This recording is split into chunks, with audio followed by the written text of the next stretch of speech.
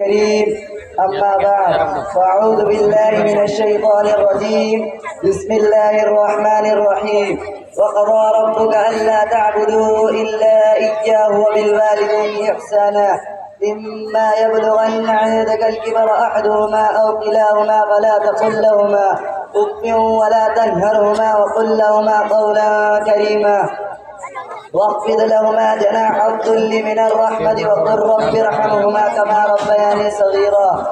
معزز سامعین اکرام اور حاضر مجلس، ماں باپ کی رضا سے جو رہا گریز پا، ماں باپ کی رضا سے جو رہا گریز پا، خوش نودی خدا کی وہ نعمت نہ پا سکا. کتنا ہے بد نصیب وہ، کتنا ہے نامراد جو مفت میں ملی ہوئی جنت کو نہ پا سکا. میں اپنی معروضات کا آغاز اس واقعہ سے کرنا چاہتا ہوں جسے سن کر رحمت للعالمین بھی رو پڑے. ایک مرتبہ نبی کریم صلی اللہ علیہ وسلم کے پاس ایک بندہ نامراد آیا اور اپنے باپ کی شکایت کرنے لگا کہ وہ جب بھی چاہتے ہیں میرا مال لے لیتے ہیں. سرکار دو عالم صلی اللہ علیہ وسلم نے اس آدمی کے باپ کو بلایا. لاٹھی دیکھتا ہوا ایک بوڑھا شخص حاضر ہوا. آپ نے اس شخص کی تحقیق کرنا شروع فرمائی. اس نے کہنا شروع کیا، اللہ کے رسول، ایک زمانہ تھا جب یہ کمزور اور بے بس تھا اور مجھ میں طاقت تھی اور میں مالدار تھا اور یہ خالی ہاتھ تھا. کبھی میں نے اس کو اپنی چیز کے لینے سے نہیں روکا.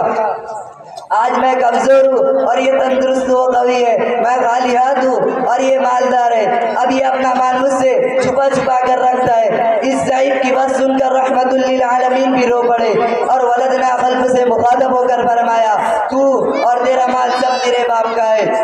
حضرات، یہ جملہ نصیحت ہے ان لوگوں کے لیے جو اپنا مال اپنے والدین سے بچا بچا کر رکھتے ہیں، جو اپنے والدین کے علاج پر خرچ نہیں کرتے، جو اپنے ماں باپ کو اپنے گھر میں ایک زائد اذکار رفتہ شے سمجھتے ہیں.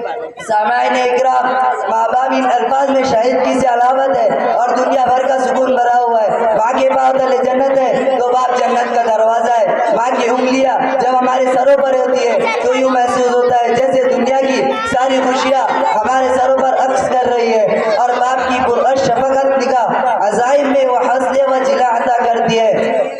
دنیا میں ہر چیز شکل بدلتی ہے مگر ماں اور اس کی ممتا میں کچھ فرق نہیں آتا.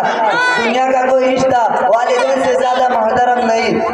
والدین کے لیے سب سے خوبصورت چیز اولاد ہوتی ہے اور جس طرح پھول کو مسل دینے کے بعد بھی خوشبو دیتا ہے، والدین بھی ہر حال میں دعا دیتے ہیں. اے لوگوں، والدین سے ہمدردی کے توقع رکھنے کے بجائے والدین کے ہمدرد بن جاؤ. خالق کائنات نے اپنی بندگی کے بعد بندوں پر سب سے اولین فرض وبالوالدین احسانا قرار دیا اور کہا گیا والدین سے حسن سلوک کرو. اور ہاں، حسن سلوک کی توفیق دونوں جہاں کی سعادت سمجھو. ہادی اعظم صلی اللہ علیہ وسلم نے والدین کی خدمت کو ہجرت و جہاد پر فضیلت حاصل دی ہے. حاضرین، اپنی بوڑھی ماں کی خدمت اور تنہائی کے بعد حضرت اویس قرنی تاجدار مدینہ کا دیدار نہ کر سکے اور نہ ہی والد کی زندگی میں حج کی تمنا پوری ہو سکی. یہ سب کیوں ہوا؟ محض اس لیے ان دو تاریخ ساز ہستیوں کے ہم پر گرا قدر احسانات ہیں.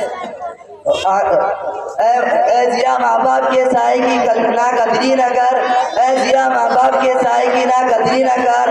دھوپ کاٹے گی بہت جب شجر کٹ جائے گا. وما توفیقی الا باللہ. السلام علیکم ورحمۃ اللہ وبرکاتہ.